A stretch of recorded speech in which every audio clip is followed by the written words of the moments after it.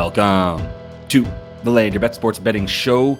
NFL Sunday, Week 5. Going to be diving into the player prop projections here. Got some insights and data for you guys to help you get your looks down as always this Sunday. Coming off another nice night there on Thursday. Picked up another couple units, up nearly 15 units using those Swishland projections. That's really what I'm attributing my success to so far in the early going. All of that is available on landyourbets.com, so make sure you are checking that out. Plenty of packages on there to get behind the paywalls and all that. Going to give you guys an opportunity to get a nice little discount and get in for a free month if you're interested as well. So if that all sounds good, give this video a like. Let's get right into it. Kicking things off with my namesake, Josh Allen here, and I'm looking at the projections, that the Swishland projections that we're getting here on the site, and they're talking about running, right? And I think what we're seeing here is the model noting, okay, it's about an 8.5 point spread in most places for this Bills team against the Pats, but the Pats look good enough that we think that it should be somewhat of a neutral game script, a bit more than the Bills have seen, right? They've just been blowing out everybody since the Ravens in week 1, and as a result, like, you don't really need your quarterback to move very much. You don't want him to get hurt,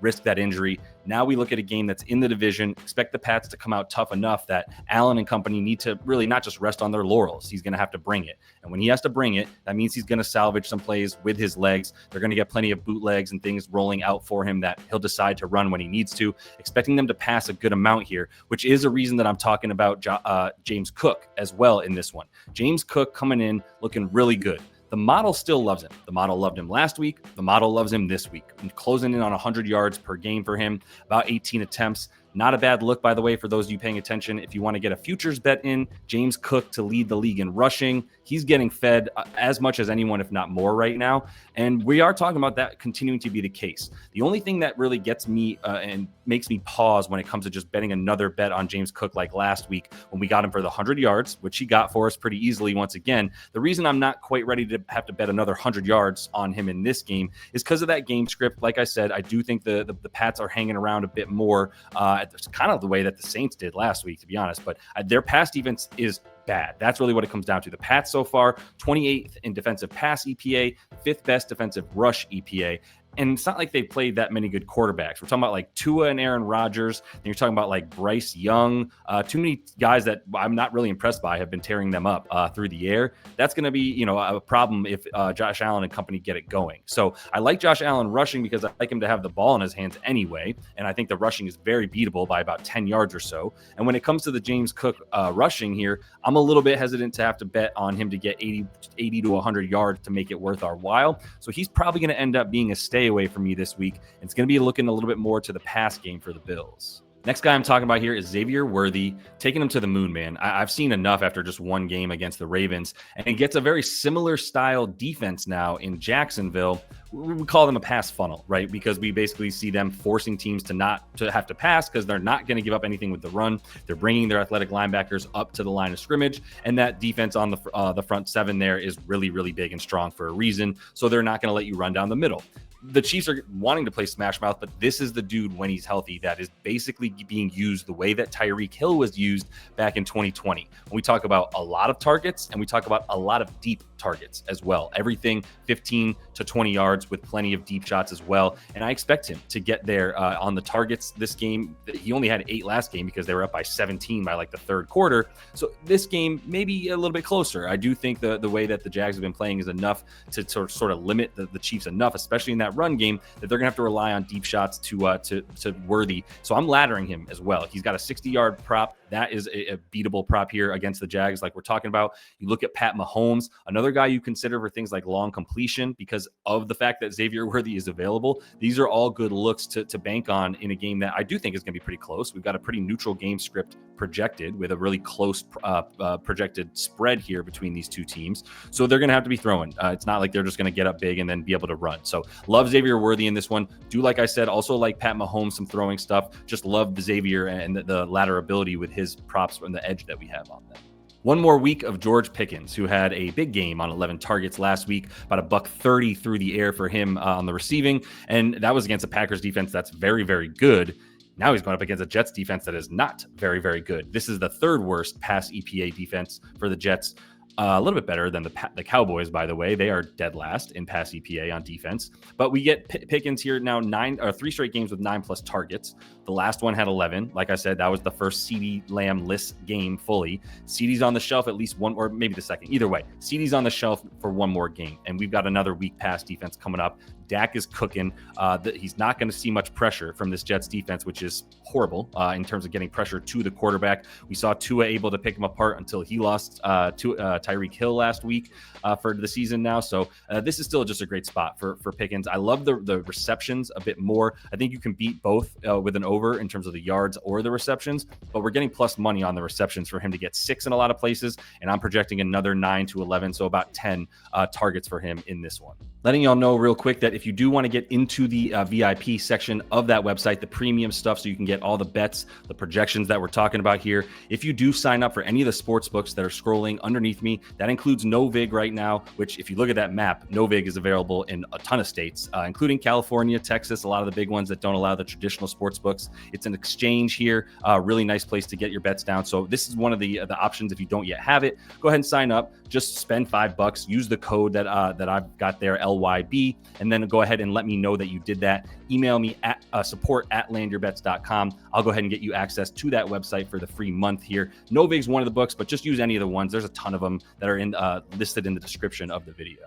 Back to my boy, Danny Dimes. And there's something cathartic about a Giants fan being able to make money on Daniel Jones overs now that he's on the Colts and away from the Giants and everything that is bad about them. But the bots still love him. And I love that the bots love him. And the bots, by the bots, I mean the Swishland projection model, right? You can see we've got him for 29 attempts, 20 completions, and 244 yards.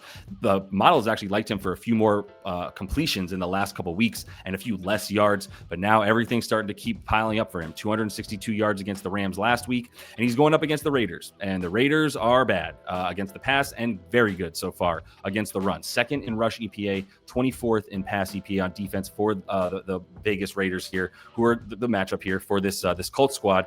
And they're allowing the 8th most passing yards. Do I trust Geno right now? No. It does seem like a game that Geno can start to air it out and play a little bit better than he has, at least in a few games so far. So I like Daniel Jones to at least have to pass.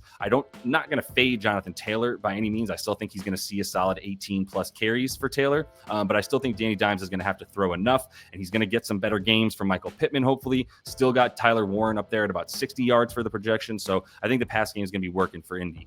Would you look at that? Another former Giants player that I'm going to be betting an over on because they're awesome. They're just not on the Giants anymore.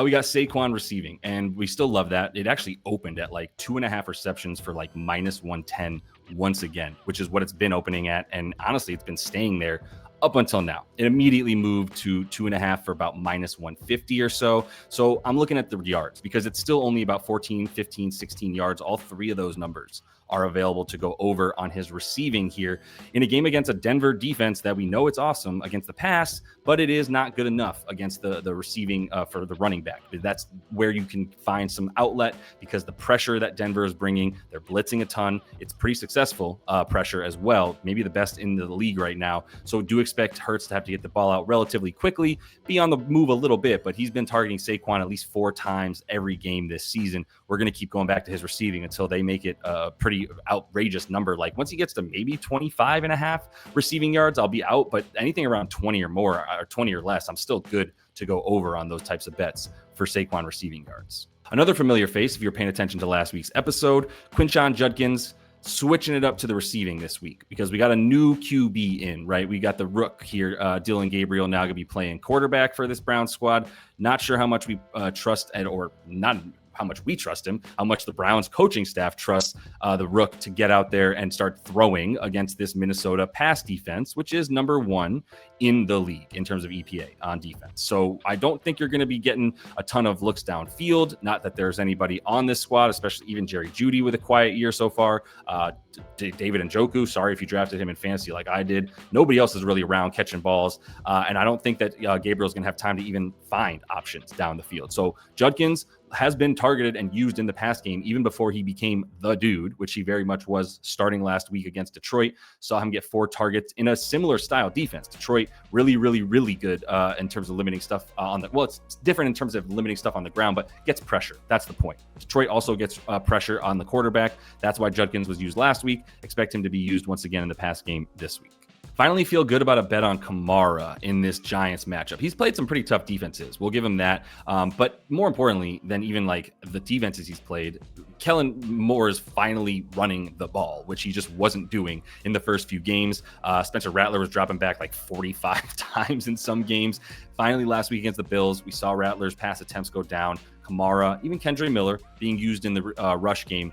And I expect that to continue. But I like putting them both together here, rush and receive, against the worst, one of the worst defenses and the worst rush EPA defense in the Giants, who they're going up against at home. Good spot for the Saints. As we know, if they believe it flipped from +1.5 to -1.5 for them. And I buy into that with a reeling Giants defense. Jackson Dart a little bit hurt. I do think you add the rush, even though the receiving has a slightly bigger edge, according to the model here.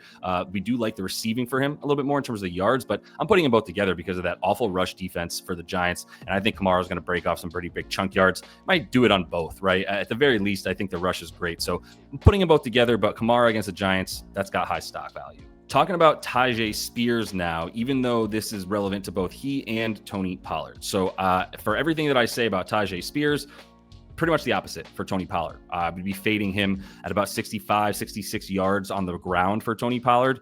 Don't like that in a probably negative game script against this Arizona Cardinals defense, which has been insanely good, by the way, on rush defense, 6th in rush defensive EPA for the Arizona Cardinals. And I think that's going to continue against the worst team in the league. I mean, they're 32nd in our power rankings for a reason, because Cam Ward is not it right now. Nobody really on that offense is. So you don't really trust any of them. But Spears, what we were getting out of the camps there in Tennessee is that Spears is going to be used a lot more. That's what the Swish Intel does. That's the kind of stuff that goes into the model projections. It's not just the numbers. It's also the intel that we gather from things, sources like podcasts and the quotes from the coach, interviews from the staff, stuff like that. That's all telling us now that Tyjae Spears is going to be used more heavily than the numbers are showing for him, and that Pollard is going to be used slightly less, in part because he's been so unsuccessful on the ground, 3.8 yards per carry. That's not going to get it done. So it looks like we're getting a little bit, not necessarily changing of the guard here.